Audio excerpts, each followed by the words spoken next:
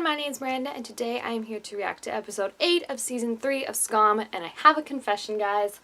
Even as a Skam fan, I have never seen episode 8 in its entirety. Like, I know the end, obviously, because I feel like everyone's seen that end crying. I remember, like, when it came out, I was in the car, and I was, like, looking through Tumblr, and I was like, oh no, what happened? But I haven't seen what leads up to that, so, let's prepare for some pain. Oh gosh, he thinks Evan left. Like, it's such a good parallel to when he woke up after Halloween and Evan was gone. And there's not even a note. Who is this man? His face.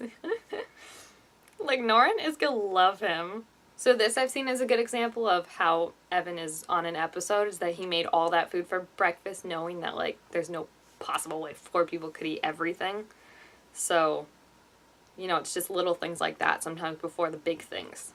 I like how Isaac's like, so we're not going to talk about anything. He can't believe it. He's so, like, in shock. I also, like, I'm noticing, like, he's very, like, more disheveled than we ever saw Evan. Like, his hair is messed up. He's talking, like, you know, all about Sonia and stuff. Like, I think there's definitely some very strong hints that he's not okay right now. I'm so happy he's telling his dad, because, you know, that was such a hard moment for him to be like,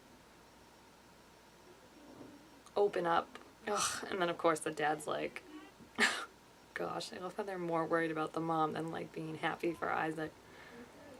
Whatever is right. Ugh. I love this. I love that Sana, like, admits that, like, she was wrong about something, because you know it's hard for her to do that, but then also, like, took the time to, like, research it and send it to Isaac to make him feel better and apologize kind of for freaking out on him before, because she didn't realize there was a seriousness to that underneath, and now she does. Because hate doesn't come from religion. Hate comes from fear. Such a good saying. And I think it affects Sana too, because that's one of the things she talks about in season 4 is, like, why do people use my religion as justification that gay people are wrong? Look at Evan! He's so tall, too. It's crazy. Magnus just puts it together. Look at Isaac trying to play it cool. Magnus. I mean, I do feel bad, because I think she was trying to not warn him, but, you know, just, like, be like, dude, like, because she had to have known probably at this point that, like, he's off his meds. But I didn't think they were going to go with, like, the controlling girlfriend route.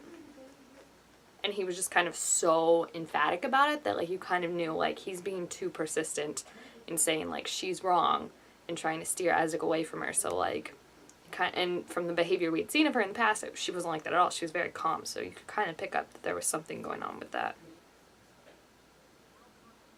I love when he's like, why do you always walk away like that? Because it's true. Oh, you can see the exact moment that Isaac's like, okay, something's not right. Like, he starts getting, like, a weird vibe, and not, like, with the thing, but just with Evan in general. He's kind of like, he's not acting like the way he did when I talked to him before. Oh my gosh, ready for my heart to break. He just looks so sleepy and so happy, and then it all goes to shit so quickly.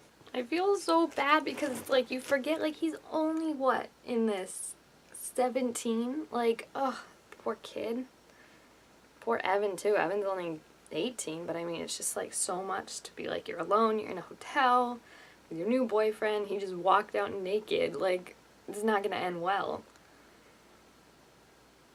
And he brings Evan's clothes with him. Oh. I mean, I don't resent Sonia at all in this, because she's very, like, obviously upset and, like, clearly does think that, like, this is just a phase for Evan, and she also, like, she's worried about Evan. She doesn't want him to obviously hurt Isaac or lead Isaac on, because she's a good person, and I think that's all just coming out at, like, her yelling and being like, I need you to get away. I mean, he was good before he met you, and now all this is happening. I mean, she doesn't get it, and it's completely true.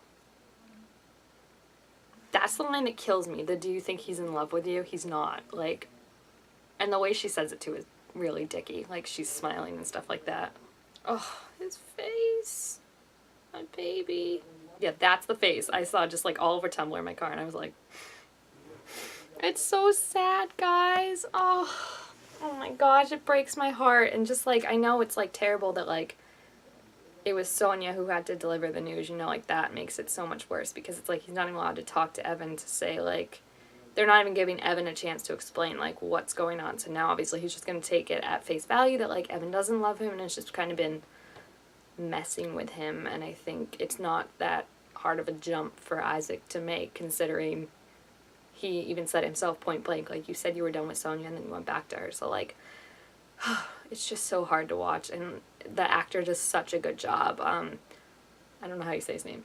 I don't know. The guy that plays Isaac does such a good job because it's just so many different emotions, and like that end scene where he just has like that single tear running down his cheek gets me every time. So yeah, that about does it for this reaction. If you've seen this episode, please feel free to leave your thoughts about it down below, and make sure to give this video a thumbs up if you enjoyed it.